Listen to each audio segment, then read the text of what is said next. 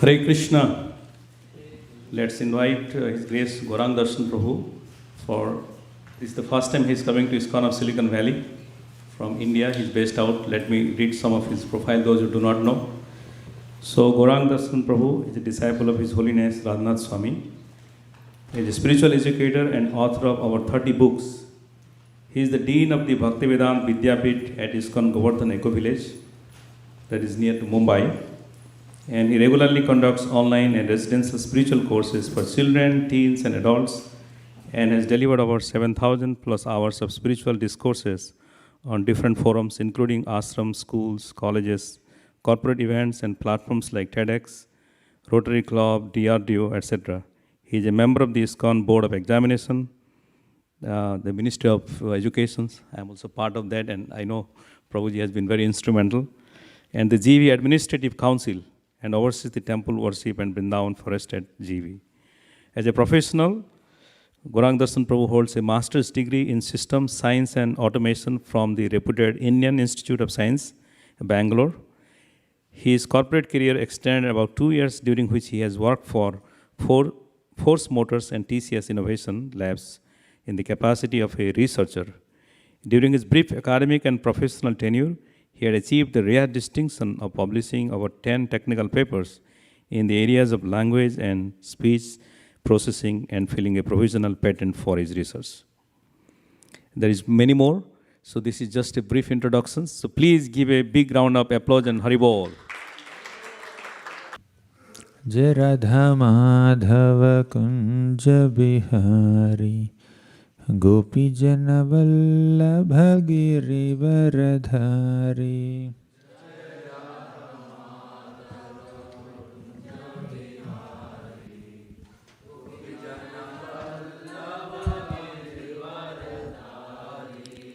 Jai Radha Madhava Kunja Bihari Gopi Jana Vallabha Girivaradhari.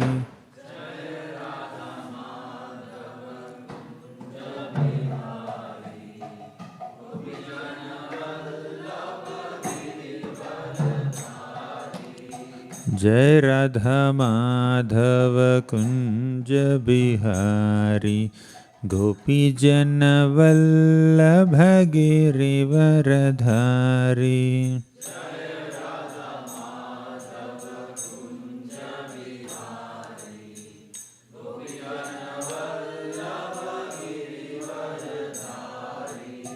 Yashodanandana Vraja Janaranjana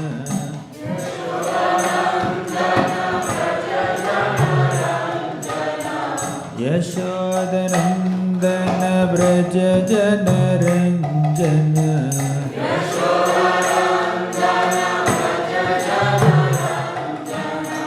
Yashodanandana Vraja Janaranjana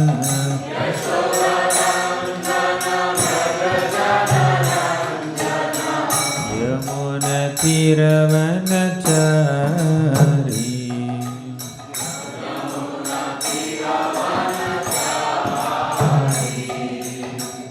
Yamuna Tiravanachari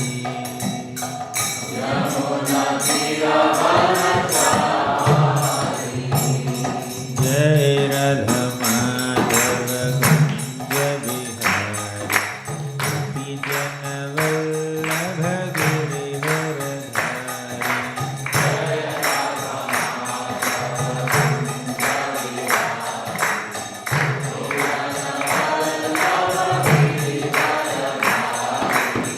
Jai Radha Madhava Kunja Bihari Gopi Jana Vallabha Girivaradhari.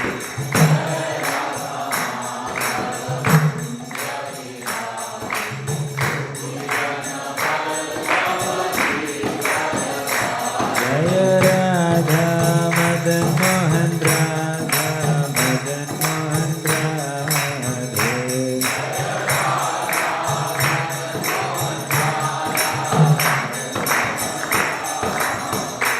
Jaya Radha Madan Mohan Radha Madan Mohan Radhe.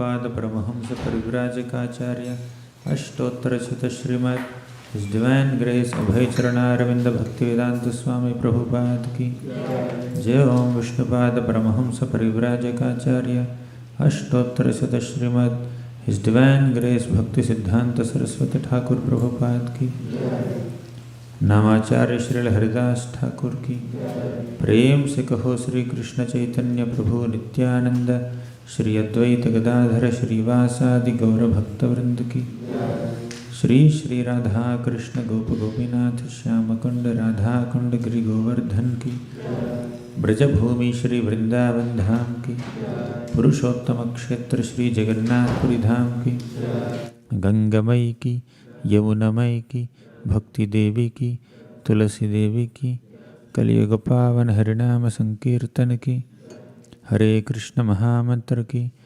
ग्रंथराज Shrimad Bhagavatam की all glories to the assembled devotees, all glories to the assembled devotees, all glories to Shri Guru and Shri Gauranga.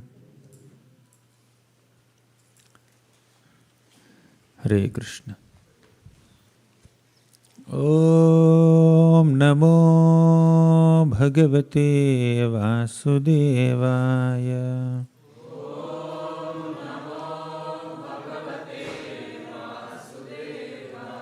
Om Namo Bhagavate Vasudevaya.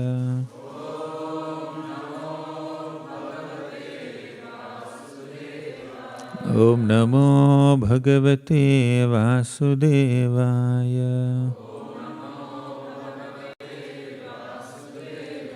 Om Ajnanatimirandhasya Jnananjana Shalakaya Chakshurunmilitam Yena Tasmai Shri Gurave Namaha. Shri Chaitanya Manobhishtam Sthapitam Yena Bhutale Swayam Rupa Kadamahyam Dadati Swapadantikam. Vandeham Shri Guroh Shri Yutapadakamalam Shri Gurun Vaishnavamscha Shri Rupam Sagrajatam Sahagana Raghunathanvitam Tam Sajivam Sadvaitam Savadhutam Parijana Sahitam Krishna Chaitanya Devam Shri Radha Krishna Padan Sahagana Lalita Shri Vishakhanvitamscha. He Krishna Karuna Sindho Deenabandho Jagatpate Gopesha Gopika Kanta Radha Kanta Namostute. Tapta Kanchana Gaurangi Radhe Vrindavaneshwari Vrishabhanu Sute Devi Pranamami Haripriye. Vancha Kalpatarubhyascha Kripa Sindhubhya Evacha Patitanam Pavanebhyo Vaishnavebhyo Namo Namaha. Namo Om Vishnupadaya Krishna Presthaya Bhutale Srimate Bhaktivedanta Swamin iti namini. Namaste Saraswati Deve Gauravani Pracharine Nirvishesha Sunyavadi Paschatya Deshatarine. Jai Shri Krishna Chaitanya Prabhu Nityananda Shri Advaita Gadadhara Shri Vasadi Gaura Bhakta Vrinda. Hare Krishna Krishna Krishna Hare Rama Rama Rama Hare Hare. Hare Krishna. I offer my humble obeisances to all the devotees who have assembled here. Very happy and grateful to be at ISKCON, Silicon Valley, seeing the beautiful forms of Radha Madan Mohanji and Srila Prabhupada here, and Narasimhadev also. And today I was asked to speak on this topic of 24 gurus that comes in the 11th canto of Srimad Bhagavatam. It's not coming. So in the 11th canto, there is this episode of Uddhava Gita. Krishna gave his teachings of Bhagavad Gita to Arjuna just before the Kurukshetra war. And through Arjuna, he has given these teachings of Bhagavad Gita to all of us. So after Krishna spoke Bhagavad Gita, Krishna spoke another Gita. The other Gita of Krishna is Uddhava Gita, which is little more elaborate than even Bhagavad Gita. So the context is like this. When all the devatas went to the ocean of milk and offered prayers to Krishna, that Krishna, please appear. Mother Earth is overburdened by several military forces. You should appear and reduce her burden. They chanted Purusha Sukta prayers. Then Krishna appeared. Then Krishna stayed for more than a century on this planet. He performed several pastimes. He reduced the burden of earth, as he said in Bhagavad Gita, Paritranaya sadhunam vinashaya cha dushkritam dharma samsthapanarthaya sambhavami yuge yuge. So Krishna reduced the burden of earth, established dharma, spoke Bhagavad Gita. Then at one point, as Krishna was in Dwaraka, towards the end of his manifest Leelas, all the devatas appeared there, headed by Brahma. They said, my dear Lord, we requested you to appear on this planet and you did so. And you have done so many things to establish dharma. There is nothing more for you to do on our behalf. If you so desire, you can go back to your abode. If you desire. We don't mind if you stay here, but done. We are done. Then Krishna said, yes, I am also planning. I am also planning to disappear from this earth planet. Kali Yuga is also coming very soon. But before I leave, I have to dispatch my family members, the Yadus. So Krishna planned for Maushala Leela.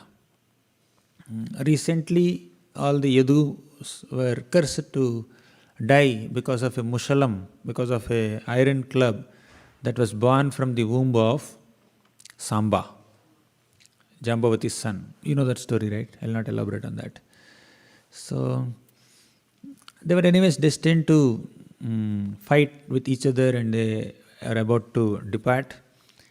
All the members of the Yadu dynasty were not the eternal associates of Krishna, by the way.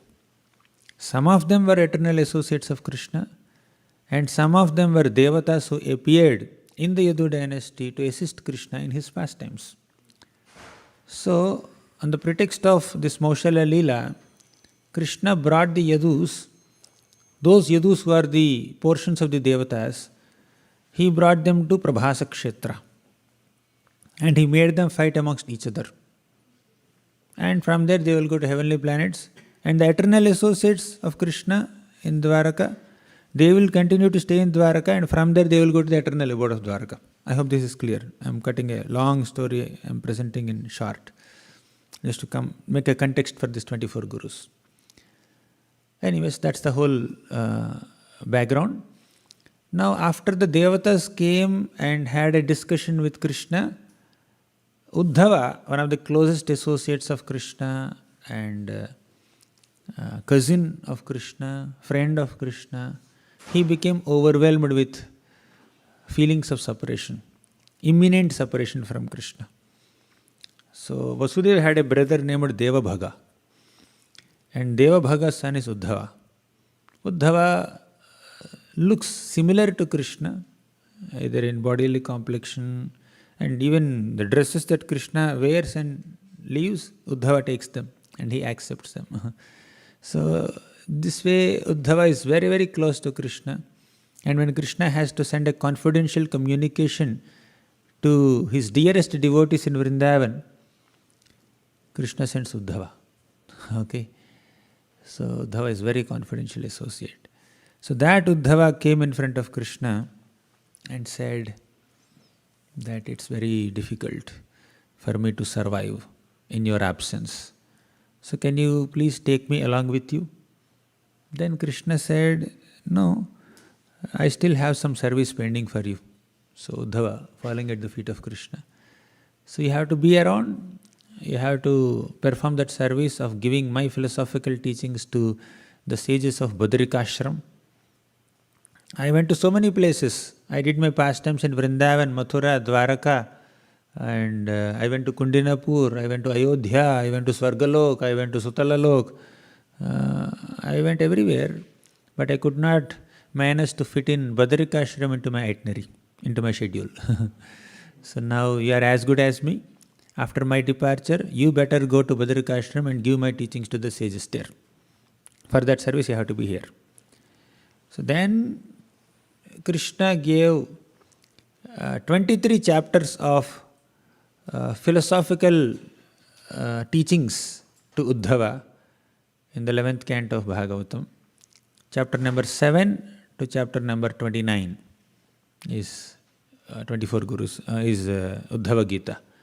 So as a part of Uddhava Gita, right in the beginning sections of Uddhava Gita, we will find this 24 Gurus episode. You know what is the theme of this whole episode? There is one Brahmana, Avadhuta Brahmana.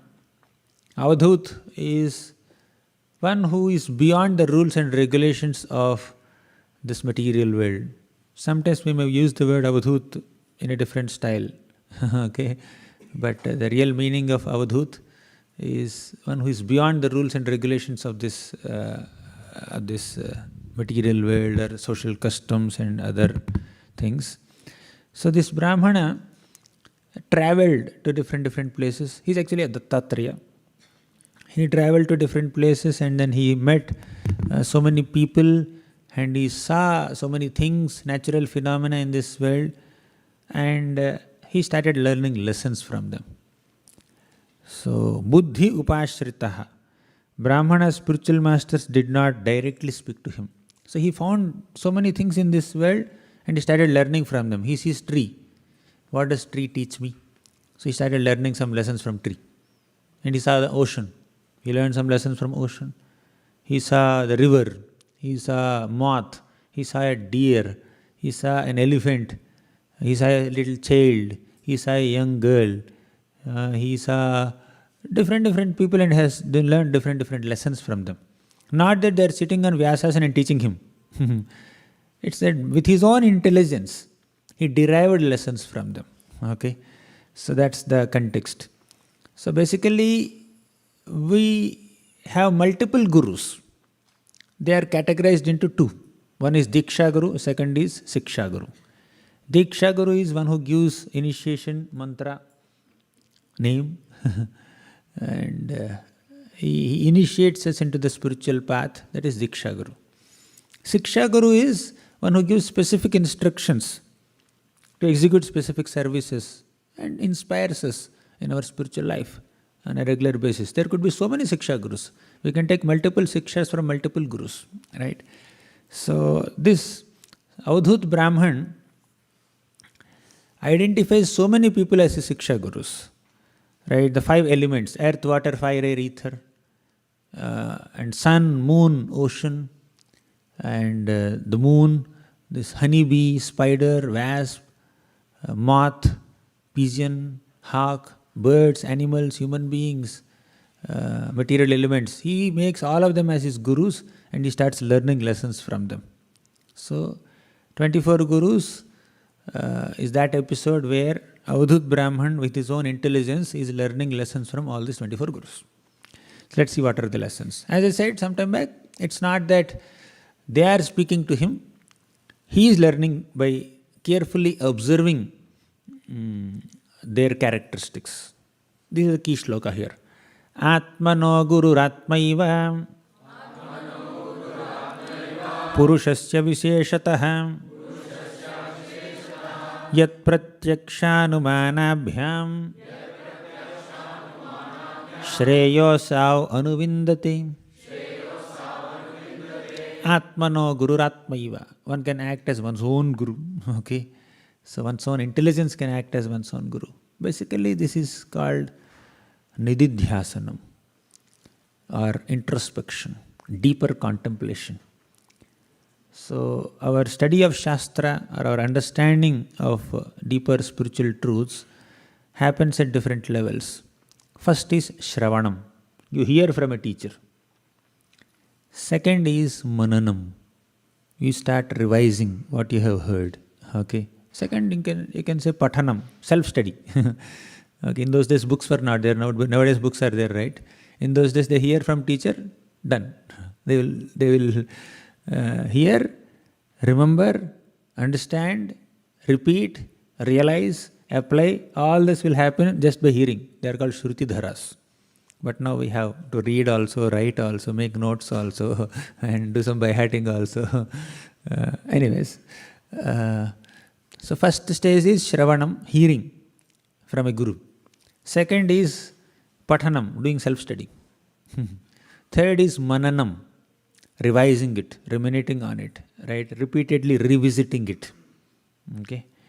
Fourth is Nididhyasanam, deeply contemplating on it. So you just go deep into what you have already studied and you start reflecting on that. It may not be there in the book, but you learn a lot by reflection, by contemplation, by introspection, by deep thinking, reading between lines, in line with Guru, right? Then finally Kirtanam, you share with others also. Now here is an example of good Nididhyasanam. Based on the teachings given by one's own Guru, a disciple starts observing things in this world, phenomena in this world, and he will contemplate on the teachings that he received from the Guru and learn more lessons. Right? It's not speculation, by the way. Speculation and introspection are different. When we say introspection, thinking is involved there. But that thinking is guided thinking. Your thinking pattern is guided by the bona fide teachings, authentic teachings that you have received from an authentic source. Speculation means you are just allowing the mind to think anything. There is no guidance there. It's not guided thinking, right? So this is, it's not that we can just see anything and learn anything from anywhere based on our speculation. This is not what this whole episode is teaching us. The episode is just teaching us that you have bona fide teachings with you and you start reflecting on the teachings and start looking at the world in the light of those teachings, with the lens of those teachings, and then you will understand more. So that's the whole point. Fine. So let's see. First Guru. So we have time till 9:30, right? So means we have 70 minutes. I will not rush. I will just go slowly, but at a reasonable pace, and cover as many gurus as I can. I will leave some time for Q&A also, whatever. I will go at a reasonable pace. If I can manage to complete 24 gurus, that's great. Okay, but if I can't, just be satisfied with 12 gurus, or 1.5 dozen gurus, 2 dozen if difficult. It need not be 24 gurus also. It can be 64 gurus also. Other day the devotee was announcing Shamra Prabhu. It can be more gurus also. Now we are going to farm, right? So this whole episode should inspire us. When you are going to farm, you can just go around, move around, and start finding your own gurus, right? And learn bona fide lessons in line with the Bhagavatam's teachings, not speculation. So let's begin with Earth. So Mother Earth, what does she teach us? The element Earth, what does it teach us? Tolerance and dedication. So Acharyas say that many aggressors act helplessly under higher control, and sometimes these people, because of their conditioning of modes, they may want to exploit Earth, they may want to extract natural resources from her, they may act in ways that do not replenish the resources of Earth but exploit the resources of Earth. So, but Mother Earth tolerates all that. So, taking this lesson from Mother Earth, we should also learn the art of tolerance. People around us may not act in very, very appropriate ways sometimes. They may act whimsically, they may not speak properly, they may not act properly. So, we should try to tolerate as much as possible. We should try to tolerate the inconveniences caused by other people as much as possible. If it's like too much, of course, you need to do the needful. But at the same time, confrontation should not be the first response. Tolerance should be the first response, right? Mother Earth is teaching us. So many people are exploiting Mother Earth in different ways, and Mother Earth has exhibited a great amount of tolerance. So, like Krishna says in Bhagavad Gita, that Matra sparshastu kaunteya sitoshna sukha dukkadaha agama payino nityaha tamsti tikshasva bharata. Just as Mother Earth is tolerating, we should also develop that bandwidth to tolerate heat and cold. Similarly, tolerate happiness and distress. Heat and cold are experienced on a bodily plane. Happiness and distress are experienced on a mental plane. Right? And Krishna says in another shloka, Sitoshna sukha dukkheshu tatha manapa manayoho. Man and apman means praise and criticism or insult or honor. They are experienced on an egoistic plane. Sukha and dukkha on a mental plane. Man, apman on an ego plane. Sita, Ushna on a bodily plane. Heat and cold on bodily plane. Happiness and distress on a mental plane. Insult and honor on an ego plane. At all planes, we have to exhibit some tolerance. Right? At all levels, we are expected to exhibit some tolerance, and Mother Earth is setting a good example for us. So we need to learn the art of tolerance from Mother Earth. So Acharyas say that a sober person sees the hand of God in all situations. So some situation may be very unpalatable, but a devotee of the Lord sees Krishna's hand behind all circumstances and manages to tolerate. So what is that? Shloka from the first canto of Bhagavatam. Tapatrayon mulanam. A devotee experiences tapatrayas, but doesn't get overwhelmed by the tapatrayas.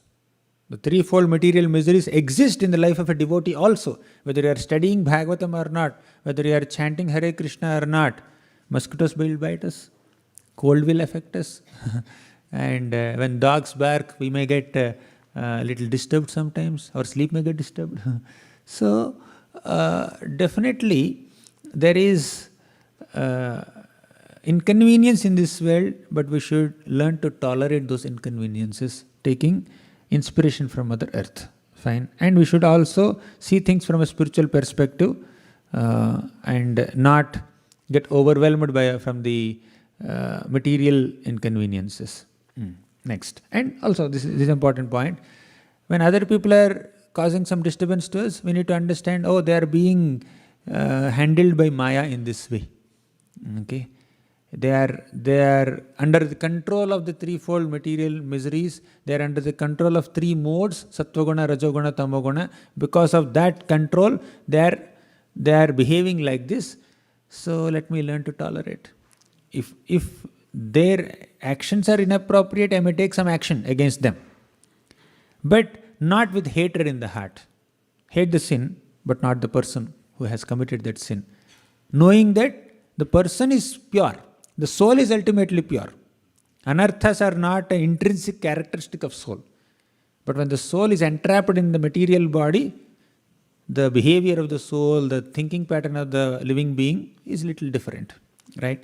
So therefore, don't hate the persons, because ultimately they are all children of God. Don't hate the persons, but correct their actions if necessary. So learn it from Mother Earth. And a part of Mother Earth is a mountain.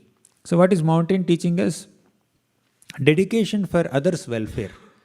So when you go to a mountain, you see there are a lot of flowers and fruits and trees and rocks, caves. So many things are there in a mountain. So mountain teaches us the art of dedication for others' welfare. You see what Srimati Radharani speaks about Govardhan mountain. Hantaya madrirabala haridasa varyo yad Rama Krishna charanas parasha pramodaha manam tanoti sahago aganayostayoryat paniya suya vasakandara kandamulaihi paniya suya vasakandara kandamulaihi. This mountain is Govardhan mountain is giving paniya, waterfalls, and so many kunds are there around Govardhan. So thus Govardhan is serving all the Vrajavasis. Suyavasa, by giving soft grasses to all the cows. Kandara, by giving caves for Krishna to sit inside when it is raining outside. All the caves of Govardhan, they give warmth to Krishna and the Gopas when it is very cold outside.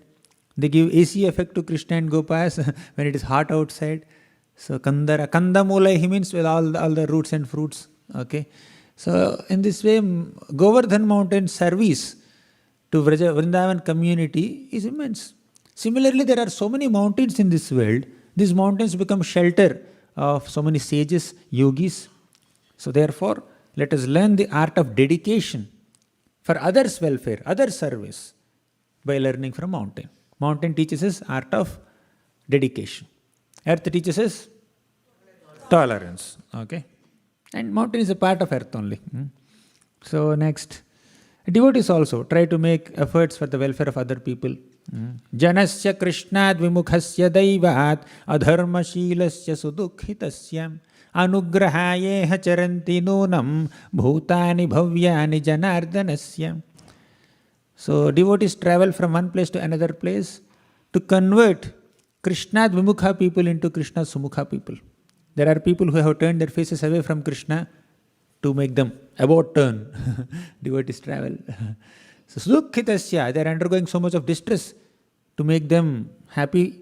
Devotees travel from one place to another place. In this way, devotees put a lot of efforts for the welfare of others. Compassionate devotees. Okay. And tree. There is another example. A part of Mother Earth is tree. Even tree also dedicates itself to others' service. Krishna appreciates the trees of Vrindavan in the 10th canto. Etavad janma safalyam dehinam iha dehishu pranair arthair dhiya vacha shreya acharanam sada. So Krishna is appreciating the trees of Vrindavan. Etavad janma safalyam. This is how you have to make your life meaningful, fruitful. Dehinam ihadehishu pranair arthair dhiya vacha. Prana means one's life. Artha means one's wealth.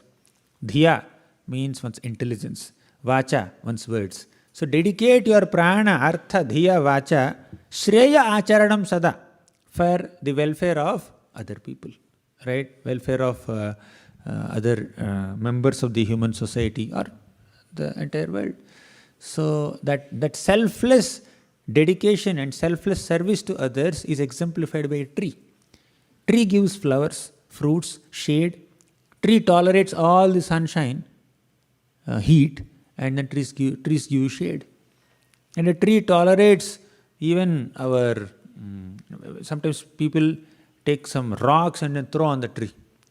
But the tree gives you flowers and fruits in response to that. Tree gives us firewood. Tree gives us shade.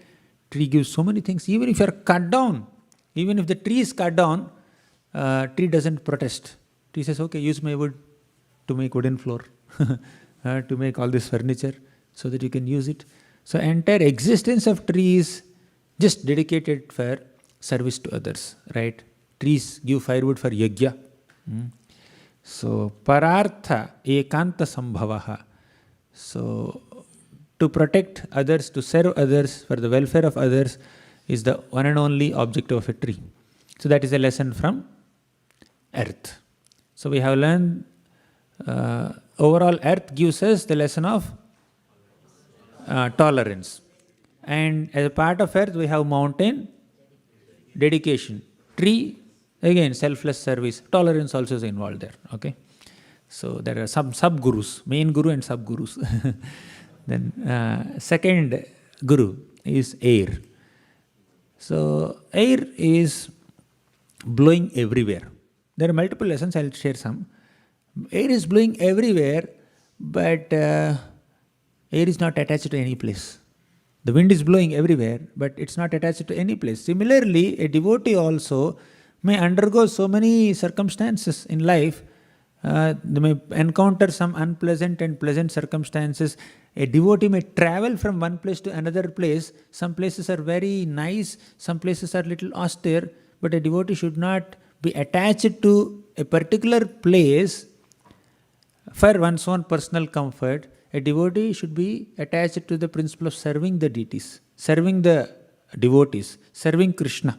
For that service, wherever a devotee has to go, the devotee will go. For example, Prabhupada was in Vrindavan. He was seeing all the devotees of Vrindavan chanting Radhe Radhe, Krishna Krishna, and then going to different temples, Mangalarti. They are going to all the prominent temples in Vrindavan, like Madan Mohan temple, Radha Damodar temple, Radha Gokulananda temple, Radha Raman temple, Radha Govindaji temple, then we have Radha Shyam Sundar, Radha Damodar, all the prominent 7 temples. They just go for Mangalarti and they chant the holy names of the Lord. Some devotees in Vrindavan, they even take vows not to even go out of Vrindavan, even to Mathura. So Prabhupada is in such a spiritually surcharged ambience in Vrindavan. But Prabhupada was thinking, people in the Western countries, they don't know Vrindavan, they don't know Krishna.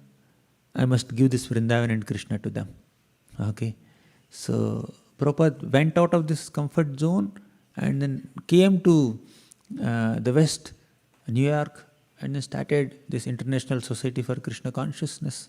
Okay, so there is no attachment to one place. Of course, definitely there is unlimited attachment to Vrindavan, but he's carrying that Vrindavan in his heart and trying to take that Vrindavan to every other place and creating Vrindavan everywhere. If Prabhupada has not done it, why would we have this temple here in this country, right?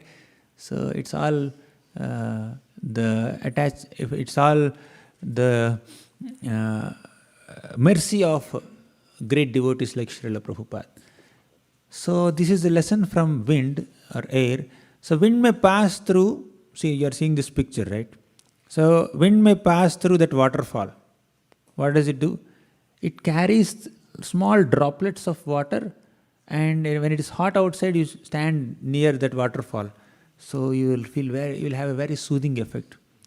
Of course, if it is winter, then you will be having an austere effect. Okay, and the same wind may pass through a nice garden with so many flowers. It carries nice fragrance, nice aroma. And the same wind may pass through forest fire. It's very hot. So, but wind is not attached to the forest or garden or waterfall. Wind is blowing everywhere, not attached to any place. Will the wind say, no, this garden is nice, I'll stay here only. I'll not go to that filthy place. Okay. No, wind is everywhere, air is everywhere. Inside our body also, air is there. Pranavayu, apanavayu, so many vayus are there within the body also. So, although a devotee goes everywhere, a devotee is not attached to a particular thing or particular place. Okay, he just does the service, does the duty. Fine. So that's a lesson from wind, detachment, being undisturbed. So air is undisturbed, neutral. That neutrality, detachment is learned from wind.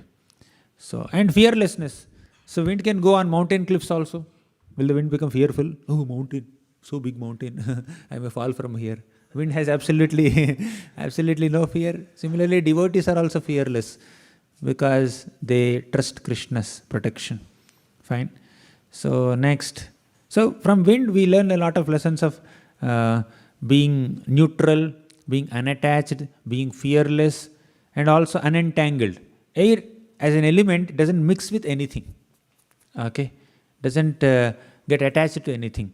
So that being unentangled and being very neutral, we can learn from wind. So next, third guru is sky. Okay, Sky also doesn't mix with anything. Sky is everywhere, ether is everywhere, but there is no mixing. So sky doesn't mix with anything. So sky remains intact. So similarly, although the super soul is all pervading, the super soul, the Paramatma enters within the hearts of all living beings, still the super soul doesn't get attached to anything. So our scriptures say that the soul and super soul, Atma and Paramatma, are like two birds on a tree.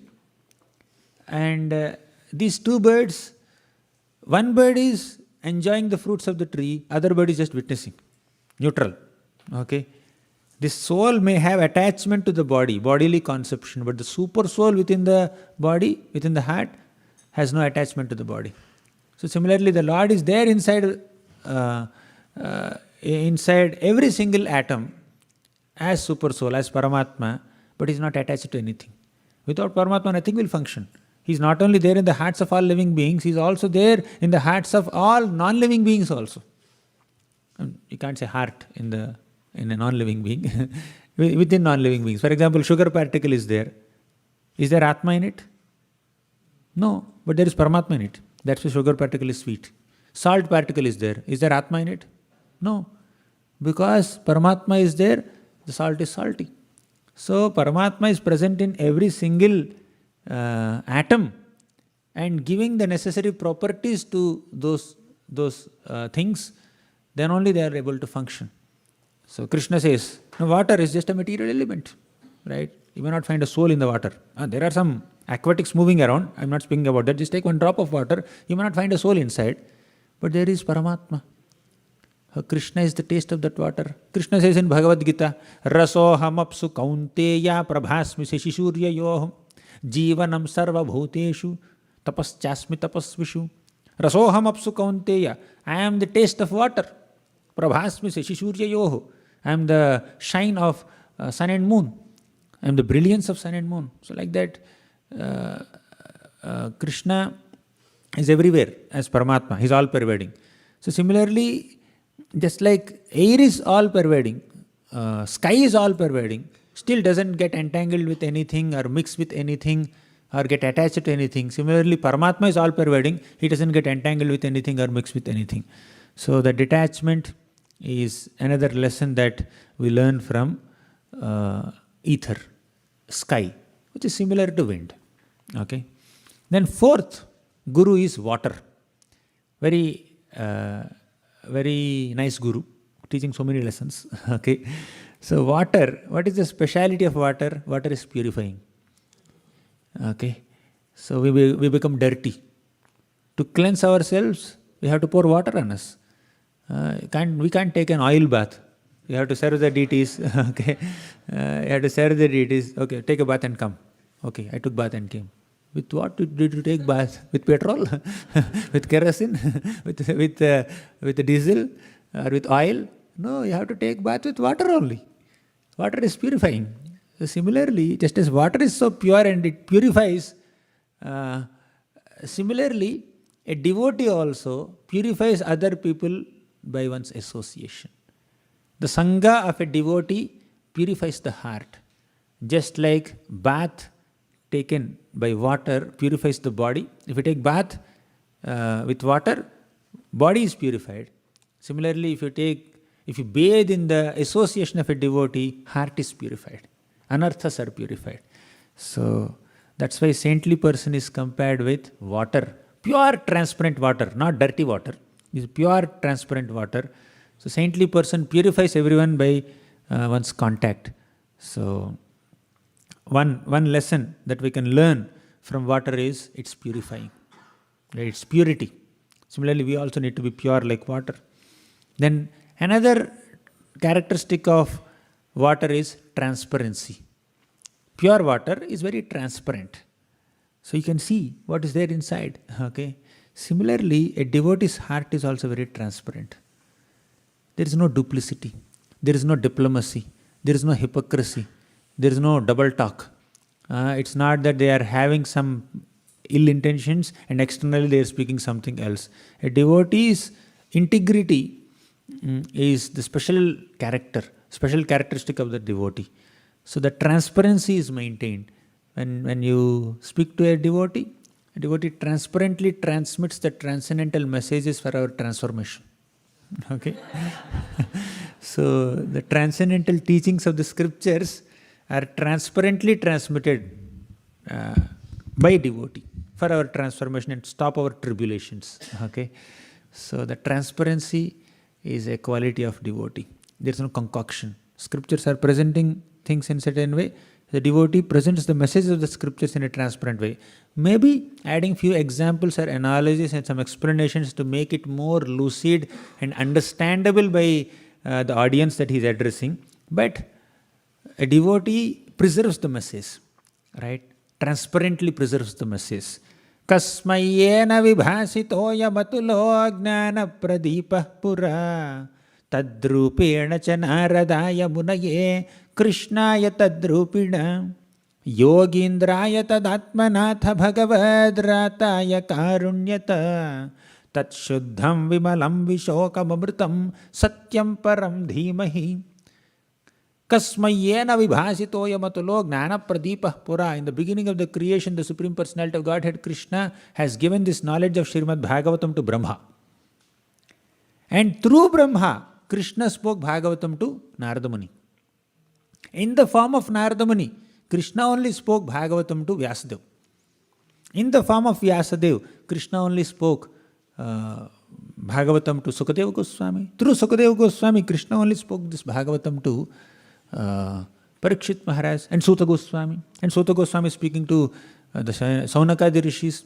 Like that, whether Krishna speaks or Brahma speaks or Narada speaks or Vyasa speaks or Sukadeva Goswami speaks, it is Krishna who is speaking through this parampara, through these devotees, right? Because these people are transparently transmitting Krishna's teachings to us, they are as good as Krishna. It's not that they are Krishna. Devotees are not Krishna. Devotees belong to Krishna. Devotees are devotees of Krishna, but still they are bona fide representatives of Krishna. Okay? Because they represent Krishna's will. Their teachings are as good as Krishna's teachings. There is no difference between Krishna's teachings and devotees' teachings because Krishna empowers them to speak on his behalf and devotees receive the teachings and transparently transmit. So water is transparent, devotee's heart also has to be transparent. One lesson from Water Guru. And water is also very pleasant. When you go to a nice lake or a river or a waterfall, so the sound that is made by the waves of the water is very pleasant. So similarly, when a devotee chants the holy names of Krishna, he generates a very pleasant sound vibration, very sweet sound vibration. We can experience the sweetness of the holy name when a sincere devotee chants the holy name. Madhura madhura metan mangalam mangalanam sakala nigamavalli satphalam chitsvarupam sakrdapi parigitam shraddhaya helayava bhruguvara naramatram tarayet krishna nama. Madhura madhura metan mangalam mangalanam. The name Krishna is the sweetest of all sweet things. Madhura madhura metan. Mangalam mangalana means it is the most auspicious of all auspicious things. Sakala nigama valli satphalam chitsvarupam. If you compare all the scriptures with valli, nigama valli means a creeper. Satphalam, the ripened fruit of that creeper is holy name of Krishna. Sakridapi parigitam shraddhaya helayava bhruguvara naramatram tarayet Krishna nama. Whether you chant the holy name of Krishna with shraddha or neglect, still holy name is so merciful that holy name bestows liberation or deliverance to the chanter. So, if that is the case with other people, what to speak of a devotee chanting? When a sincere devotee chants the holy name of Krishna, it's very pleasant, like the sound of water. Okay, so highest devotional lessons are also given through these gurus. Anyways, fourth guru is water, done. Now fifth guru is fire. We have learned lessons from earth, water, ether, air. So far, this is fire, fifth element. So fire glows. Okay. Similarly, devotee glows. How? With austerity. The glow of devotee is not the makeup that is there on the face, okay? Not the powder or cream that the devotee puts. The real glow is the power of austerity, the power of purity. Okay, devotee glows with Krishna prema. Devotee glows with austerity. So, fire is unshakable. Yeah, fire is shaking constantly. Flames are there. But from another sense, fire, as long as it has the firewood, it's unshakable.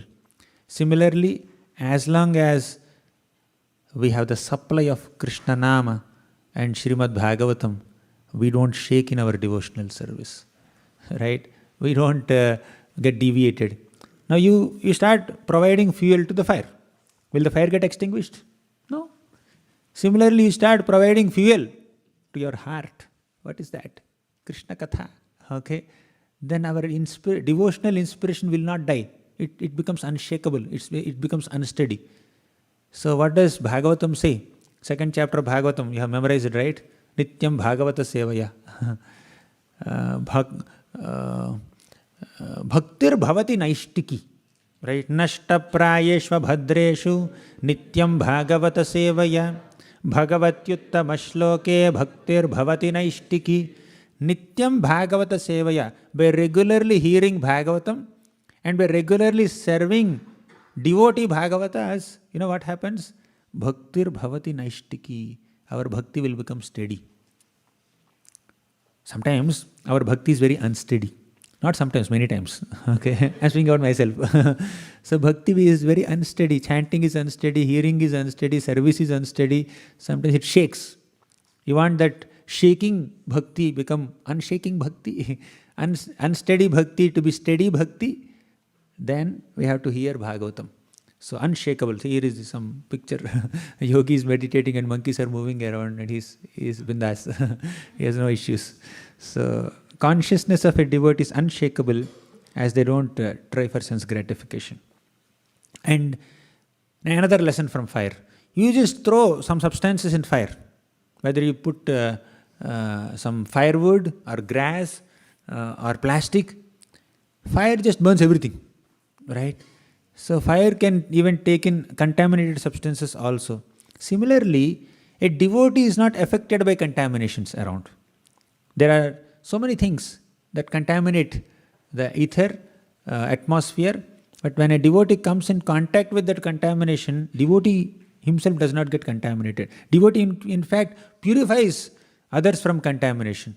You know that shloka, Bhavadvidha Bhagavataha Tirtha Bhutaha Swayam Vibho Tirthi Kurvanti Tirthani Svantaha Sthena Gada Bhrta. So devotees carry the holy places within their hearts and they can purify even holy places also. So when Bhagirath Maharaj, when he performed tapasya to bring Mother Earth, Mother Ganga to this earth planet, Mother Ganga had two concerns. One is, Bhagirath, you are asking me to come down, who will bear my force? Then he said, Shiva will bear your force, don't worry. Okay, fine. Second, when I come to this earth planet, so many sinful people will take bath in my waters. Do I have to accumulate all the sinful contamination of these people? Then Bhagirath says, don't worry, my dear mother, Ganga. When pure devotees take bath in your waters, whatever sinful contamination that you have accumulated by sinful people taking bath in your waters, all that will be washed away. Okay. So, water washes everything. But who will wash water? Who will wash Ganga water? Devotees will wash Ganga water. Okay. What is the contamination in that? Devotees have, sinful people have dumped their sins and devotees will wash the waters from all contamination. Okay. So, another lesson from fire. If you don't handle fire carefully, your hands will burn, right? Similarly, if you don't handle devotees carefully, spiritual life will burn. Right? So, aparadhas. If we offend devotees, if we criticize devotees, if we insult devotees, if we neglect devotees, hands will burn is one thing, Krishna's heart will get hurt. If we hurt devotees, devotee may not get hurt, Krishna will get hurt. If Krishna gets hurt, what will happen to us? We are meant to do some siddhir haritoshanam. And now Hari is hurt. Just like Durvasa Muni offended Ambarish Maharaj and Krishna got hurt. Vishnu got hurt in the Vaikuntha. He said, I am staying in the heart of my devotee and you have offended my devotee, so I am offended. Then Durvasa Muni said, who you are offended? I am sorry. Then Narayana says, I am not here. I am in Ambarish Maharaj's heart. Go to Ambarish Maharaj and say sorry there. Then from his heart I will hear your sorry.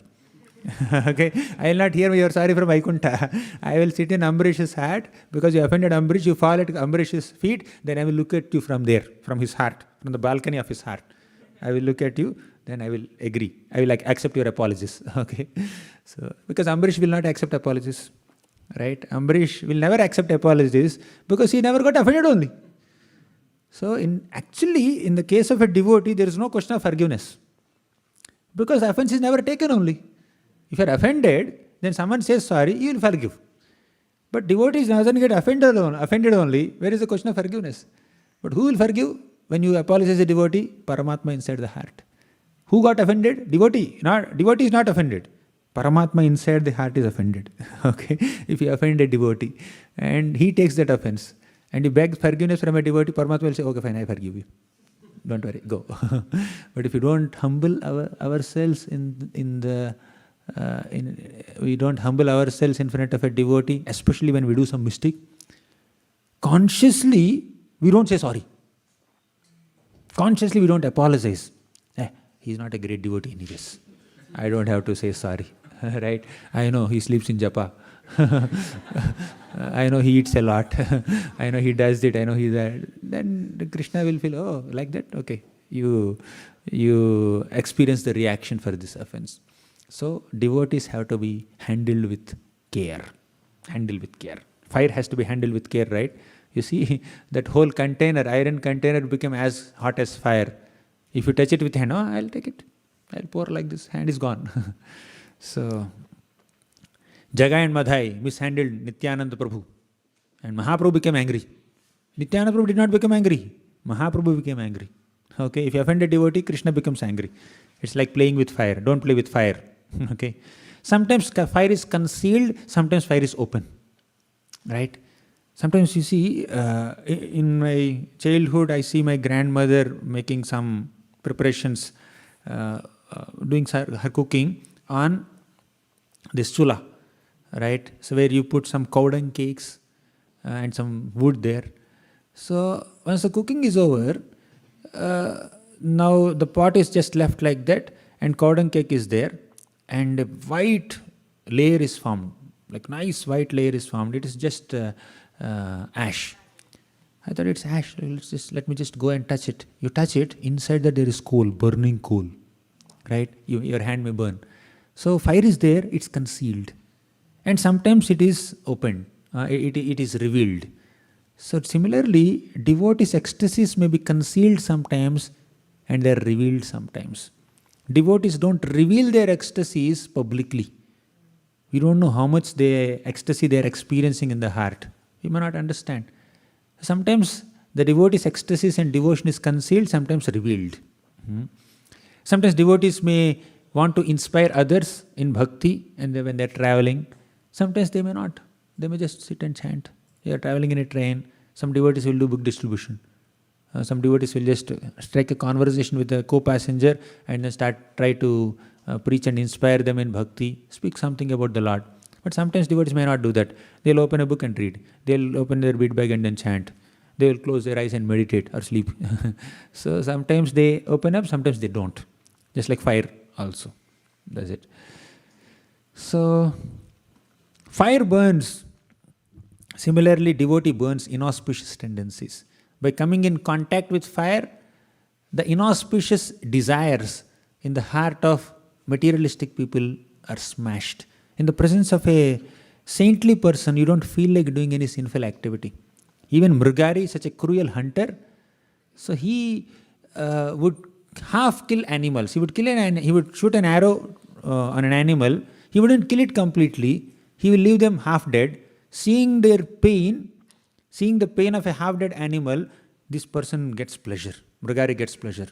Such a cruel hunter, as soon as Narada Muni came there, he wanted to abuse Narada Muni with very foul language.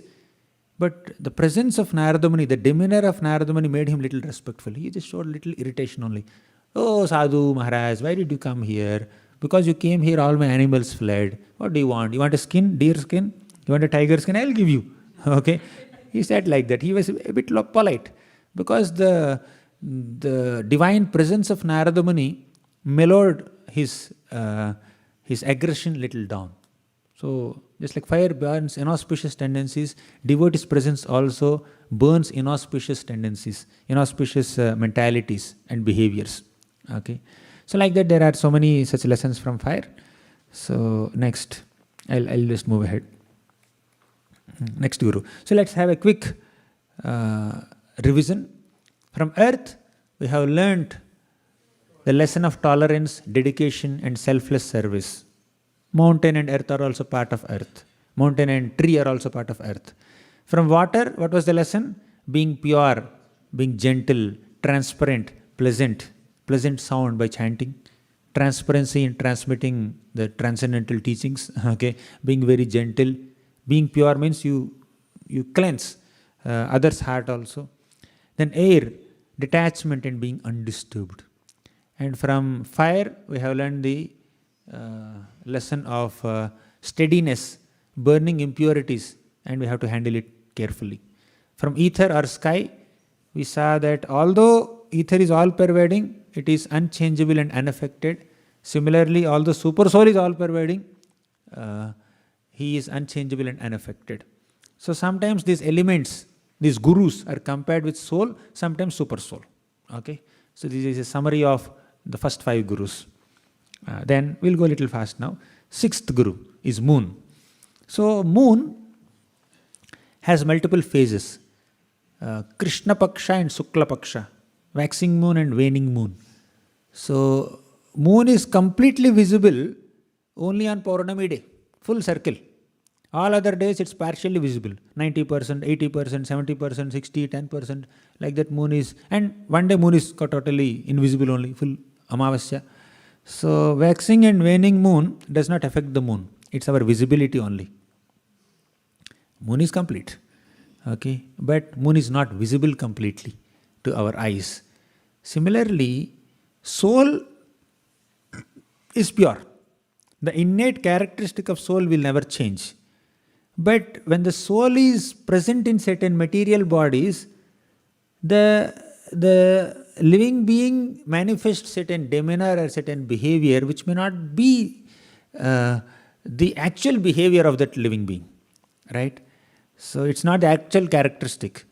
For example, a soul enters a body, behaves like a dog, enters the body of a dog, it barks and then starts moving its tail like that and does many other things. But that's not the characteristic of soul.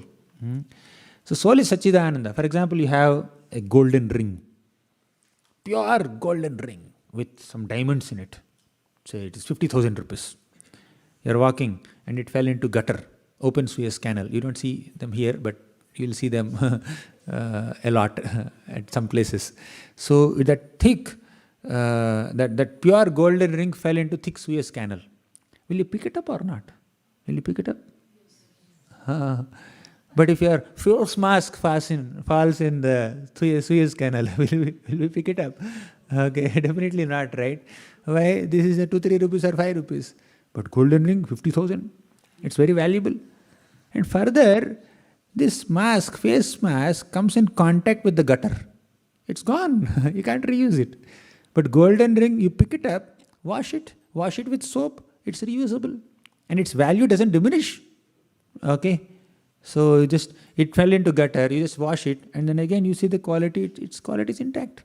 Similarly, the pure soul, whose characteristic is Satchit Ananda, if this pure soul, even if it falls into the gutter of this material existence, even if the soul enters into the body of a worm and stool also, body of a dog or a hog or a snake or human being or devata also, the soul's innate characteristic as Satchidananda will not change. The soul's eternal identity as a servant of Krishna, soul, Amsha of Krishna will not change, right? Soul is pure. Soul's purity will not be changed, and it is the process of Bhakti Yoga that restores the soul in its original purity. The process of Bhakti Yoga reinstates the soul in its original glory. Mahim nishve mahiyate. So you want to re-establish the soul in its original glory? Chant Hare Krishna. Perform Bhakti Yoga. So just like moon's waxing and waning phases will not affect the soul, will not affect the moon. Similarly, the external characteristics that a body manifests will not affect the soul. Soul is pure. Okay? That's a lesson from moon. Dehinosmin yatha dehe komaram yavanam jara. There are many other things. And moon sometimes is reflected in different objects. Right? When moon is in the sky, you can see the reflection of the moon in a lake. And you start agitating the water of the lake. Then what will happen? The moon starts shaking. But moon is not shaking. Moon is very clear in the sky. Similarly, the soul is reflected in multiple bodies. And body may start shaking. Somebody's hand may be cut, somebody's leg may be cut, but the soul's leg and hand are not cut. Soul is intact. Okay? So that's another lesson from the moon. Then sun. What is the lesson? Sun evaporates water from different water bodies on the earth. And this happens during summer, but during monsoon, sun returns all that water back to earth, isn't it? Similarly, a devotee may accept things from others, okay? But he utilizes those things for the welfare of others. He may accept something from someone and he will use it in other service. So whatever devotee has is only for the service of the Lord and the devotees and the service of humanity and not for one's own sake. There is no proprietorship. Sun, although he is evaporating water from earth, he is giving that water back to earth because there is no sense of proprietorship. Who is the original proprietor of everything? Krishna.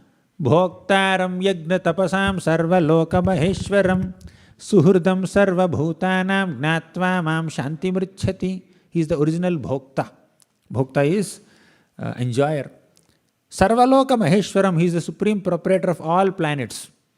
So, he is the original proprietor and a devotee understands that he is the proprietor, I am not a proprietor. Ishavasya vidam sarvam yitkincha jagatyam jagat tena tyaktena bhunjita magridha kasya svidhanam. Everything belongs to the Lord and whatever is allocated as my quota, I will accept that much and I will not accept beyond my quota. I will not encroach upon others' properties. Okay. So this is the nature of a devotee. A devotee has no sense of proprietorship. You can have possessions, but you should not have possessiveness. If you are possessive about your possessions and positions, okay, then we'll become a possession of this material world. But actually we are a possession of Krishna. Krishna is our master. Okay, so let us give up our attachment to our positions and possessions. Let's fulfill the responsibilities according to our positions. Let us maintain our possessions with all care. That's good. You have to do it. As long as some possession is under your care, you have to maintain it nicely. But please understand, it doesn't belong to you. We may have so many possessions, we may have cars and bungalows, and we may have gold and silver, we may have kingdoms and entourage, we may have hundreds and thousands of followers. Okay? But all of them are not our possessions. Ultimately, Krishna is the proprietor. We are not the proprietors. Bhumi Devi, she is laughing at the ignorance of some kings. There is a song called Bhumi Gita in the 12th canto of Bhagavatam, 3rd chapter. Bhumi Devi is laughing at them. They were saying, some king came, he claimed proprietorship over this land. He says, this earth is mine. Where is he now? Gone. He died. His son claimed proprietorship over this earth. This earth is mine, this land is mine. And this fellow wanted to encroach upon someone else's property and he wanted to attack the next kingdom and take that land also under him. He says, this earth is mine, this big earth. So many people claimed proprietorship over me, none of them are there. Bhumi Devi is laughing at them, sometimes crying at them also. My God, these are exploiting me so much. Right? Nobody's proprietor. I belong to Varahadev. Okay? I am the consort of Varahadev, and these people are saying that I am belong to them. This earth is mine. There is a lot of strife and a lot of tension, a lot of quarrel, even amongst brothers, own brothers who are born out of the same mother. They keep fighting for little land, little earth, 1 square foot land. That creates big dispute between two brothers. Okay, so this is life. But a devotee lives a life of selflessness and no possessiveness. This is not my property. It is Krishna's property. That we can learn from sun. Sun accepts water, evaporates water from water bodies, and he gives it back. He doesn't hold it. So then when there is no possessiveness, there is no entanglement. Entanglement comes from attachment. Disentanglement comes from detachment. You can be detached but be responsible. Okay, you can have possessions but don't be attached. So the balance of detachment and responsibility is taught by great sages and great kings also. Ambarish Maharaj, Prithu Maharaj, Dhruva Maharaj, all these great kings, they had so much land. So much of portion of earth was their possession, but they never had possessiveness. As soon as the next successor is ready, they delegate their responsibility of the kingdom to them and they will go and chant Hare Krishna. Right? So that's one lesson that we can learn from sun. And another lesson is, sun is undivided. Now sun's reflection you can see in one lake. Same sun's reflection you can see in another lake. There may be 10 lakes in a city. Sun is rising. Sun is reflected in all the 10 lakes. That does not mean sun has become 10 parts, 1 by 10. Sun is same. He is undivided. Similarly, the super soul is reflected. The Supreme Lord is reflected as super soul within the hearts of all living beings, but he is undivided. Okay? So, there are many such lessons from the... Okay, let me take one more lesson from sun. So, one lesson is, when the sky is overcast with clouds, you cannot see the sun, isn't it? You cannot see the sun when there are so many clouds. But can you make out that it is daytime without seeing watch? Right? You can make out, right? Why? Sunshine is there. All the clouds are there, thick clouds are there. Sunshine is coming through the clouds. Clouds are unable to completely cover the sun. Clouds can never cover the sun. Clouds are only covering our vision, not the sun. So, but the clouds also cannot completely cover our vision of the sun, because sun is so brilliant that his shine comes even through clouds. When sun is not there in the sky, when sun goes to the other hemisphere, then you will understand it is night. Just because clouds are there, you will not get the night feeling. Okay, sunshine is still there. So, but the lesson here is, if the sky is overcast with clouds, sun is invisible. And if our mind is overcast with speculations, with different material conceptions, Krishna is not visible. We cannot understand Krishna, right? So we cannot understand Krishna as Bhagavan when we just speculate, when we just do some philosophical, intellectual analysis or gymnastics, okay? But still, some little understanding we will get by philosophical analysis, some research, and that is Brahman, right? So, sun, Bhagavan we cannot see, but sunshine we can see, right? That sunshine is compared with Brahman.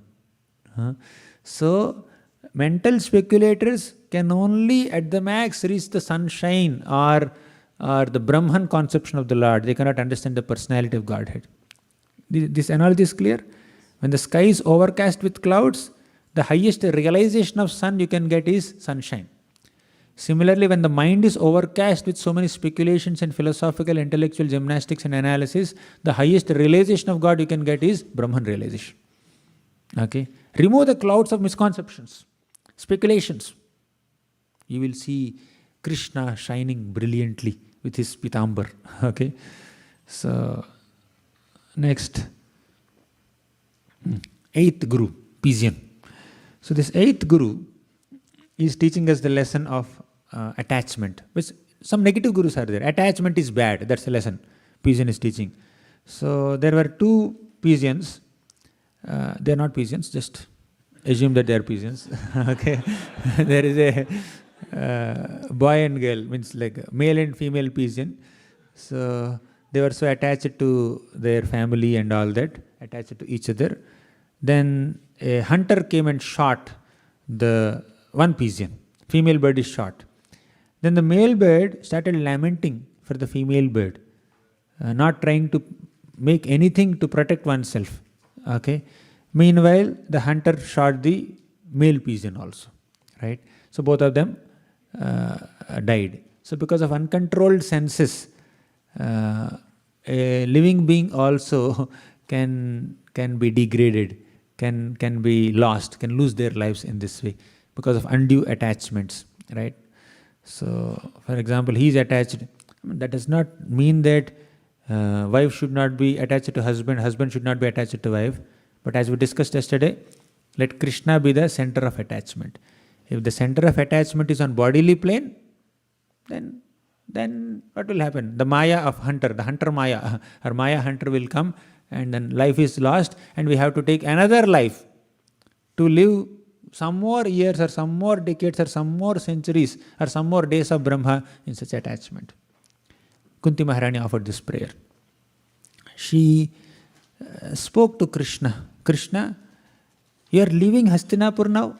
If you leave Hastinapur, who will maintain my children? Pandavas. You are their protector. Krishna said, don't worry, Bhima is powerful, Arjuna is powerful, and Yudhishthira is dharmic. No. Kunti Maharani says they are like senses or body without a soul. You are the soul. You give them the power. Then Kunti Maharani thought, I am praying so much for Pandavas, my husband's family. What about my parents' family? Vrishnis, okay? Krishna, if he doesn't go to Dwarka, Vrishnis will miss his association, right? What will happen to my parents' family? So, after a moment, she again thought, why am I getting caught up in these partialities of husband's family and parents' family? I'm thinking about their welfare. My son should be nice, or my parents should be nice. I think I'm too materially attached. Krishna, cut these attachments. Atha vishvesha vishvatman vishvamurte svakeshu me sneha pashamimam chindi dridham pandushu vrishnishu. She says, Krishna, I am very tightly attached to this Pandavas and Vrishnis. Sneha pasham. It's a strong bondage of affection. Chindi, please cut this. Dridham pandushu vrishnishu. I have so much of attachment to them. And do what? She says, Tvayi me nanya vishaya matir madhupate sakrit ratim udvahata dadha gange vaugham udanvati. Let my mind constantly flow towards you. Let me always think of you only. Just like Ganga flows towards the ocean despite so many such obstacles, similarly let my mind flow towards you only. Let me get rid of all these attachments. But what is her intention? She wants to just break her attachment to Pandavas and Vrishnis. Is it required that we give up our family relationships and affection towards parents or children when we have to get connected to Krishna? Not necessary. It's not necessary. What Kunti Maharani meant was, I am having two kinds of relationships with these people, with Pandavas and Vrishnis. One is skin relation, second is soul relation. One is bodily relation, second is spiritual relation. So let me not love Pandavas or Vrishnis just because they are my bodily relatives. Let me love them because they are your devotees. She wants to love them. She doesn't want to give up her relationship or affection towards them. She wants to love them, definitely. But let the basis of that love be Krishna Prema and not my body, not blood, not skin, right? So they are my blood relatives. They are my skin relations. So therefore I love them. No. The reason why a devotee loves another living being is that living being is also servant of Krishna, potentially. Living being is also an amsha of Krishna. So thus, by default, all of us have a natural spiritual relationship with Krishna in the center. So a devotee acknowledges that, right? So pigeon is representing that undue bodily attachment. Okay? Undue attachment to other people purely based on body. not based on spirit soul. So let us spiritualize our material relationships and let's have cordial, loving, nourishing relationships with every single living being, because we are connected to everyone. Okay, but primarily, for all practical purposes, primarily one devotee may take care of few people, few family members. Primarily, that may be primary responsibility that Krishna has kept in that family, and a devotee's service to the members of that family becomes Vaishnava Seva. So that can continue. But point is, the center of that relationship is Krishna. That's what scriptures are repeatedly teaching us. Oh, it's sloka is also here. So ninth, if you are afraid, I'll skip this.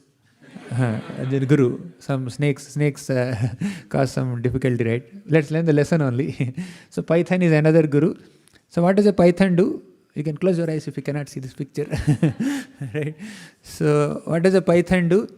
Whatever comes of its own accord, Python will swallow it. A deer comes, or a carrot, or a rat comes, or some cat comes. A Python will just suck it inside its body, and then done. The meal is over, breakfast is over, lunch is over.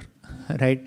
Python does not go specifically to search for food, but whatever comes on its own, Python will swallow it. Okay. Similarly, devotee also should not over endeavor for material comforts. Okay. Whatever comes of its own accord, devotee will accept. Some reasonable effort is fine. That's why Rupa Goswami says, right? Atyahara prayasascha prajalpo niyamagraha. Atyahara means overly gratifying one's senses. Prayasa means endeavor to extra sense gratification, extravagance. Right? So we can have some bare minimum things and some surplus funds also, but we should not be too greedy for material facilities. That's what Python teaches us. Right? So Python needs some food, so it will take, but not too much. Next, 10th Guru is ocean. I think definitely I'll cover only 1 dozen, not more, as we discussed in the beginning. So 10th Guru is the ocean. So what is the lesson from ocean? Let's learn one lesson. Gravity. Ocean is very grave. Similarly, pure devotee is also very grave within. That does not mean he's always very serious, not approachable, no fun, no humor in life, not like that. So there, gravity means some absorption in bhakti, not being very loose. Having some humorous dealings, some light-hearted dealings is there in the life of Mahaprabhu also.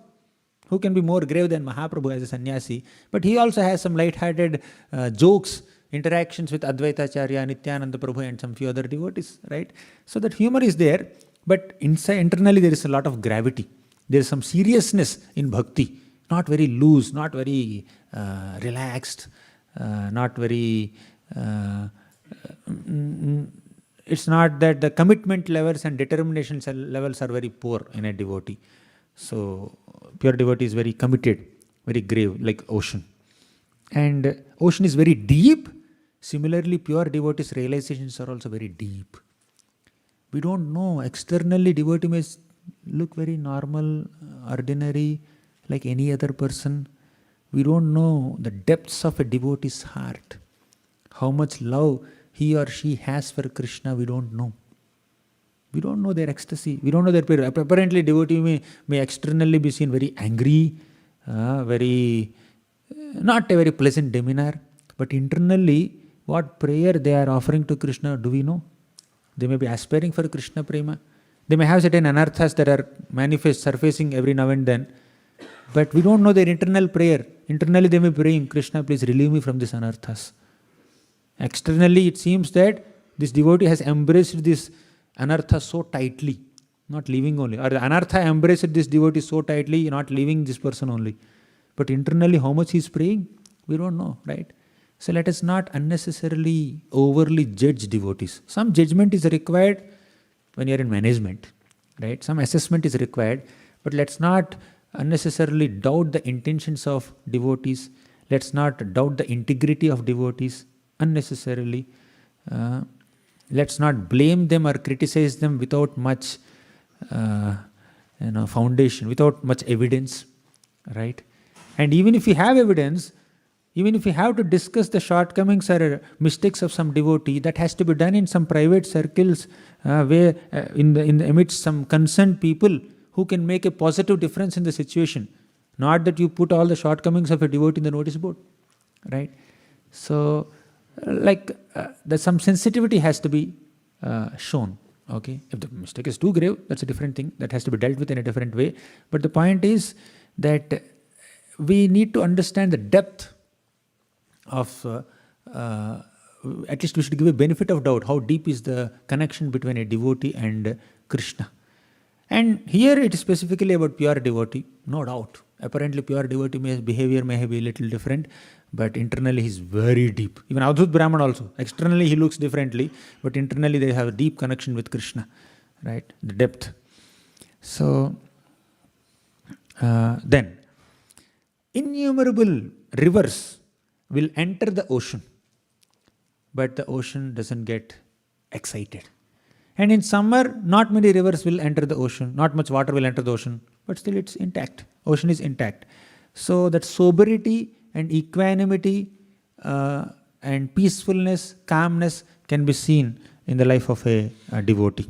So, yeah, we have seen Matra Sparshasta Kaunteya. That is the life of Ambarish Maharaj. He was so deep in his Krishna consciousness within that even a great calamity of this Sudarshan Chakra coming and destroying him, not Sudarshan Chakra, the fiery demon created by Durvasa Muni, that is coming and trying to attack him, that did not have any negative impact on Ambarish Maharaj. Okay, a very nice sloka, let's recite this.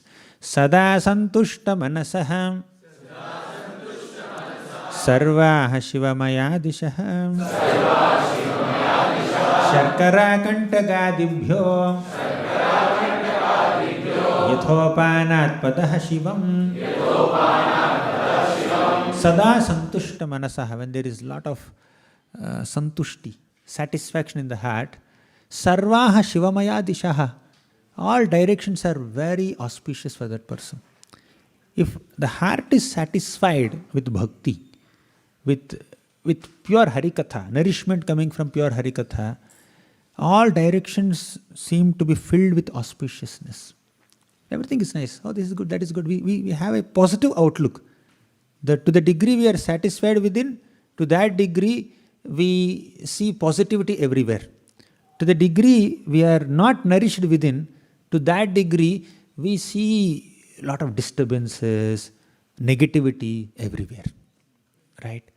So, Sharkara kantakadibhyo yathopanat padaha sivam means when you are wearing shoes and walking on the street, all the thorns and pebbles and the heat will not touch you, will not touch your feet. But if you are not wearing shoes, if it is very sunny and the heat will burn your feet, and if you are not wearing shoes, the pebbles and thorns and small stones, they may prick your feet. But if you are wearing shoes, nothing happens. Similarly, let us wear the shoes of satisfaction. And then the negativity, the thorns of negativity, the pebbles of criticism, and the heat of the material temptations will not touch us. If you are satisfied with what you have, no temptation can allure you. Right? We will be able to tolerate the temptations. We will not have temptations only when you are satisfied with what you have. But when you are not satisfied with what you have, you keep on hankering, or you always feel emptiness within, then there is no happiness. But what satisfies us is the main lesson. That's the conclusion. Same basic, fundamental, essential message of Bhagavatam. That is, savai pumsam paro dharmo yato bhakti radhokshaje ahaituki apratihata yayatma suprasidati. Our supreme duty in this world is to perform loving devotional service unto Krishna. And that bhakti has to be performed without any motivations and without any interruptions. Ahaituki apratihata. Ahaituki means without any motivations, without any selfish desires, without any personal agendas. Apratihata means without any interruptions or irregularities or inconsistencies. When our bhakti is done with pure intent and proper consistency, yai atma suprasidati, heart is completely satisfied. Okay? Complete satisfaction of heart is guaranteed to the degree our intentions are pure. To that degree, there is consistency in our services. Advancement and satisfaction in devotional service are dependent on the purity of intent and consistency of our attempt in sadhana. Okay? So when that is there, complete satisfaction is guaranteed. When we are not getting satisfied, even after practicing bhakti for 10 years, 20 years, 15 years, 13 years, then we need to go back and check our motivations. We need to go back and check our consistency. Am I being consistent in my sadhana, or am I taking undue breaks?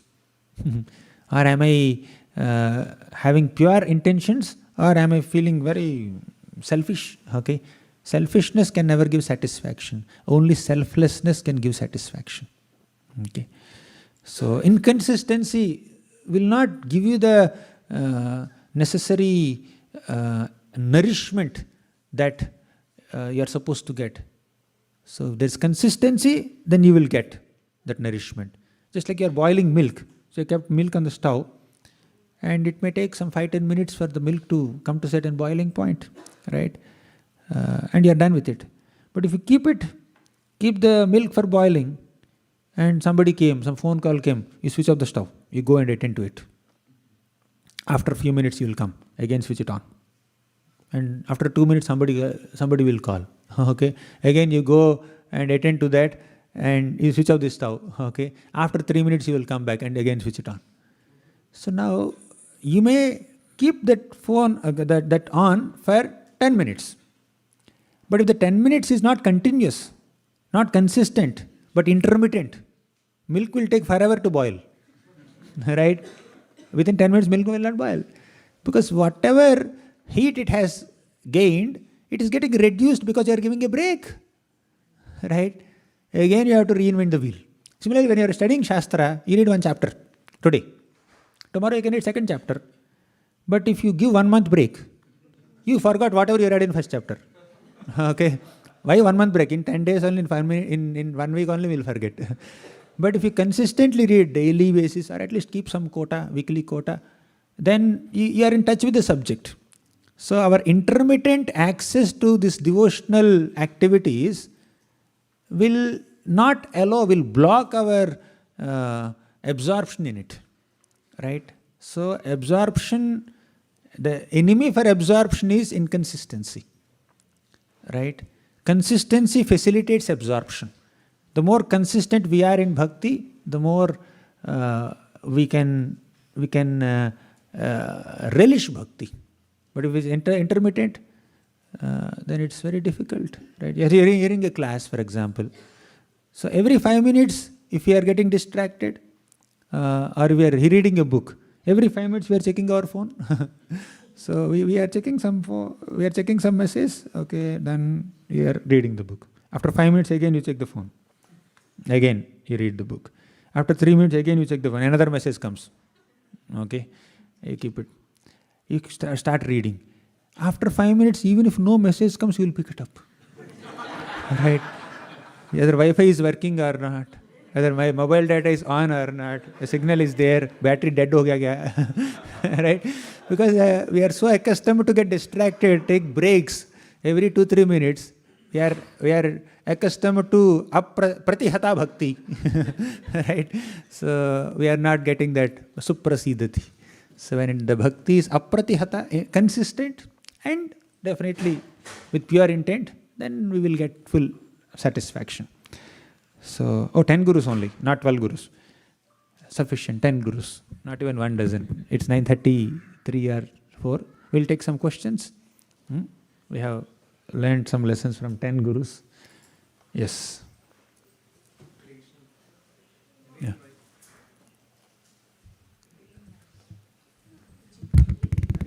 Hare Krishna Prabhuji, thank you so much for the wonderful class and giving so many nice pictures and examples.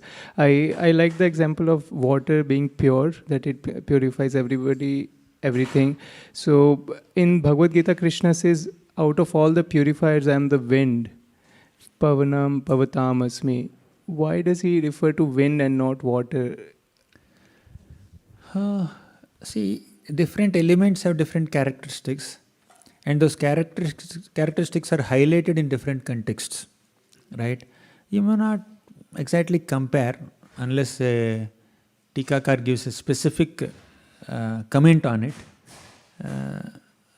Krishna says that, for example, Krishna says amongst the mountains, I am Himalayas. Why can't he say Govardhan? Amongst all mountains, I am Govardhan. He could have said that. Right? Govardhan is there to Krishna. So we see that from the opulence, majesty perspective, some things are highlighted. That does not eliminate other things. So Krishna said, I am just highlighting some only, spark of my splendor. I am highlighting only the prominent ones, not everything. Probably if he has to give an exhaustive list, he could have included other elements also. Okay. Thank you. Yeah. Yes, Mathus. Okay. Mic is close. We'll take here, then we'll... Fine. Hare Krishna Prabhu, your presentation is brilliant, Prabhu. Actually, you quoted so many verses and the way you presented it is very correlatable. But I have a question regarding, Prabhu, the primary concept of Guru. Because we see in Bhagavad Gita, Krishna says that the interaction between a Guru and disciple is three-way, like Pariprashna, then Sevaya, and Pranipat, like, surrender. So I understand that you may surrender, that these are Krishna's energy, but how do you interact with them as a spiritual master and a disciple in that context? Second thing, Prabhu, I will just add another aspect of this question. Like, we know that, the bonded soul, they need, constant guidance, that what you are thinking, it may not be correct, it may be correct. But for a very elevated soul who is like situated in the topmost platform of devotional service, he can see Krishna everywhere, the presence of Krishna everywhere, and can suck the essence of the teachings from those elements. So can you please actually elaborate these things? So regarding the first question,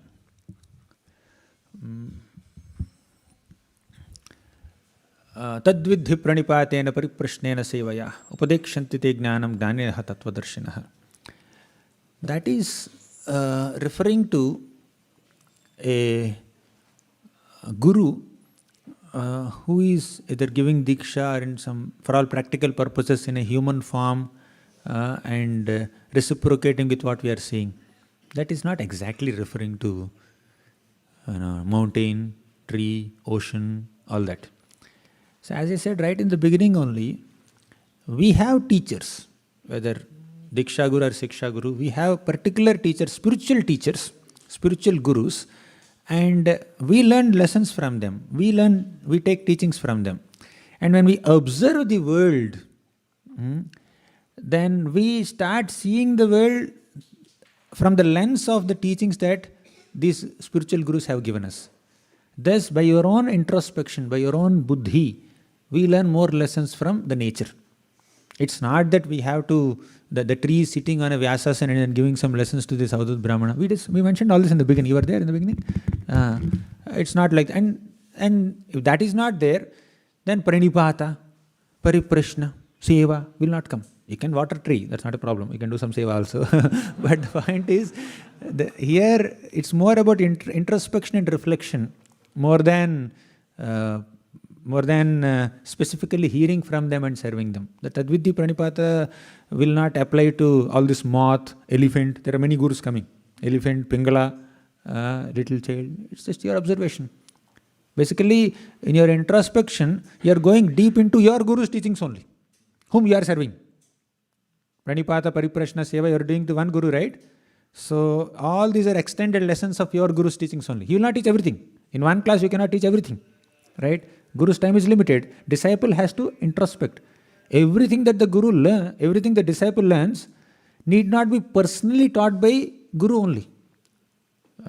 The student should introspect and then go deep into the guru's teachings, and that is called personal realization. Okay, thank you. What is the second question? Yeah, Prabhu, regarding that, Prabhu, but we are attributing these elements as gurus because the class says like 24 gurus. So, guru, the word itself is heavy, right?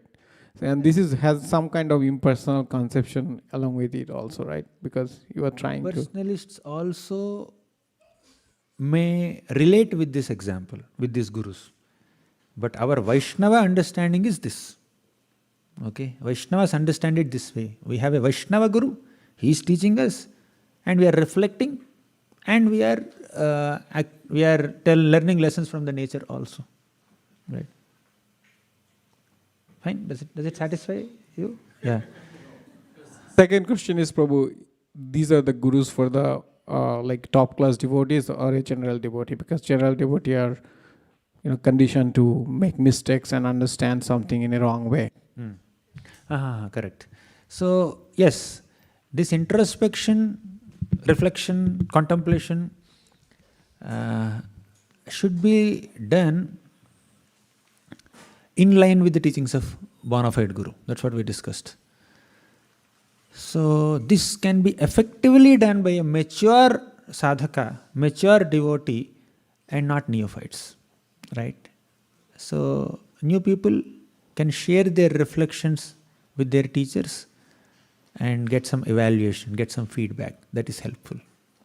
But we should not restrict the thought processes. Like kids are there, very small children are there.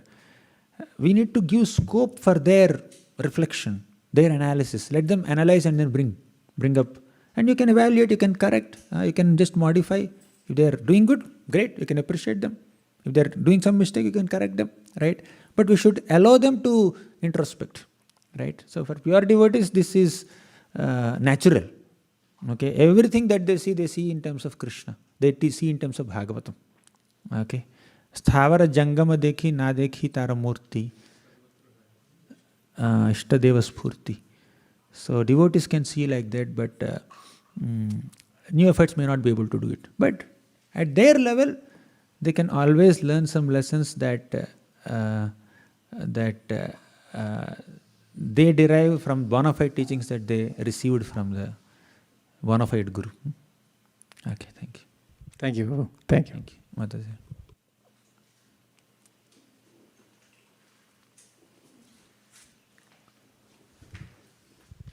Hare Krishna, this is a beautiful lecture. I just wanted to share something I thought of. As you were going through different gurus, when you touched on the moon and then you touched on the ocean, it helped me understand that as we learn about these aspects and what they reflect in devotional service, in the devotee, in what we can learn from the world, it shows also how they interact together, how the soul works with devotional service, how that gravity is pulled by the Paramatma, how it affects the Atma, and thus, as we learn more about the architecture of our world, we learn more about the architect. And it just creates this beautiful flow of information. And I just really appreciated that. Thank you. Thank you so much, Mataji. There is one more, in line with what Mataji said. At the end of this whole discussion, Acharyas also highlight, after giving all the lessons, there are some lessons directly there in the shlokas and some lessons are from purports also. They say that this doesn't eliminate the need for a guru. Anybody can be my guru. But ultimately, my intelligence is my guru here. Right? So I don't need a special initiating guru. Okay? I don't need anything. People may interpret it this way. So the answer is, as Mataji said, that architecture implies an architect. If this tree is designed in this way, tree is giving me so many lessons, by observing the characteristics of a tree or the moon or the mountain or the river or the water or earth, fire, air, ether, I'm learning so much. Who has infused all these elements with all these characteristics? How are they revealing such deep lessons of life? So if I just think, oh, there must be something more to it. Maybe somebody, with my little intelligence, I could understand this much. There may be somebody who is more intelligent who can explain me more. So, by these quote-unquote impersonal gurus or self-appointed gurus or intelligence-appointed gurus should take us to a bona fide human guru who can actually speak to us. So, this honest contemplation, introspection will eventually make that introspector to come to a guru, proper guru, to the association of devotees to understand more. And just like this, creation implies a creator. So you analyze the creation and you want to know more about the creator. Then you will end up in the association of people who knows more about the creator. Thus, one who does this carefully will end up in the company of devotees, naturally. Right? Makes sense? That's also highlighted in the purports. Okay, thank you. Any other question? Oh, first let's take this question. Yes, Prabhu, what's your question?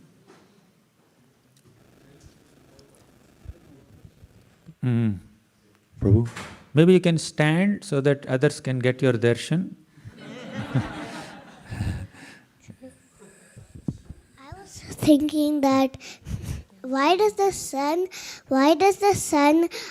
not control the water in itself? Why does the sun not control the water? In itself. Okay. Take the water in itself. Sun is very hot, right? So sun takes water and creates clouds. All the water that is evaporated by the sun are stored in clouds. And the clouds will give that water back to earth. Okay? One sun cannot hold so much water. Okay. He needs so many assistants, the clouds. Make sense? Thank you. Huh? Yeah. Yeah. Someone can read that. Hare Krishna, Dandavat Pranam, Prabhuji. Okay, here. You can see in the screen in front. Yeah. Prabhuji, you spoke you spoke a little bit about Ishavasyam Sloka, about taking whatever is our quota and not desiring for more, right? Also connected with that over endeavor lesson of the Python. Can you little bit elaborate? Is there some quick way to know what is my quota, what is not my quota? Some self-check that we can do, because everything seems like my quota. Okay, great. Good question. Quota is of two flavors, two categories. One is the gross, second is the subtle. Okay? So, grossly speaking, we need some facilities, we need some money, we need some wealth, we need some food, we need some facilities for our survival in this world. Okay? So, you please accept that much to maintain the body and soul together, right? How much is too much depends, right? 10,000 sufficient for me? I need 20,000? You decide, depending on the cost of living, the place where you are living, depending on the number of people at home, depending on the specific health problems that people have at home, and depending on age. So like that, there are multiple factors by which you can arrive at some conclusion that this much is okay for me, as far as physical facilities and wealth are concerned. Apart from that, those who are in family, they should also have some surplus funds. They should have some savings. Mahaprabhu said this. Okay, so when Vasudeva is just spending everything that is coming. This is coming and they're spending. But Mahaprabhu told Shivanandan, take care of his accounts. He's not keeping any savings. How will he maintain? Suddenly COVID will come. If you don't have enough savings, okay, what will happen? How to maintain? So whatever is required for our maintenance, plus some surplus funds to meet with emergencies, to meet some health emergencies and other things. And if it is more than that, then we can always, Madan Mohan is there, we can always use that in Krishna's service. So that is about the gross understanding of how much is one's quota. And there is another thing, subtle quota. Let me tell you the example from 4th canto of Bhagavatam. In the 4th canto, Suruchi and Suniti were the two wives of Uttanapad. Suruchi is the favorite queen of Uttanapad, and Suruchi's son Uttama was sitting on Uttanapad's lap. And when Dhruva is coming to sit on Uttanapad's lap, Suruchi did not allow. Here, quota is not just money, not just food. Quota is one's rights also. A child also has a right to sit on father's lap. If one child is taking the entire lap of father, which he is supposed to share with another child, so he is encroaching over someone else's quota. Quota is time also. Quota is rights also. Okay. Here Suruchi is encroaching upon the rights of Dhruva, rights of Suniti. And Suruchi's ability to speak, quota is ability to speak also. For example, in a meeting, 10 people are participating. Everybody should be given some chance. Depending on seniority, there should be some participation. If one person is just speaking everything on behalf of everyone, everybody's quota is only speaking, not allowing anyone to speak and express their opinions or concerns, etc., then we are encroaching upon some other's quota also, right? So quota is subtle also. It's not just gross money and facilities. Quota is also the subtle rights that we have. We should allow others to express their opinions, speak their heart, and if they are, whether it is sitting on father's lap or sitting on the father's throne or whatever it may be, there should be some, it should be reasonable. So, does it make sense, Prabhu? Quota? Thank you so much. Thank you so much. Very nicely. I think 9:50 closely. I think we need to conclude here. What are you saying? Yes, Thank you so much, Prabhu. Let's have a big hand for Gauranga Darshan Prabhu.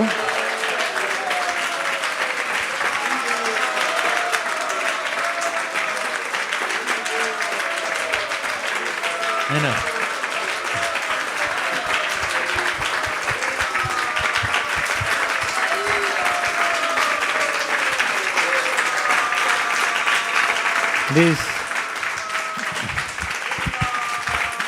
These claps are beyond my quota.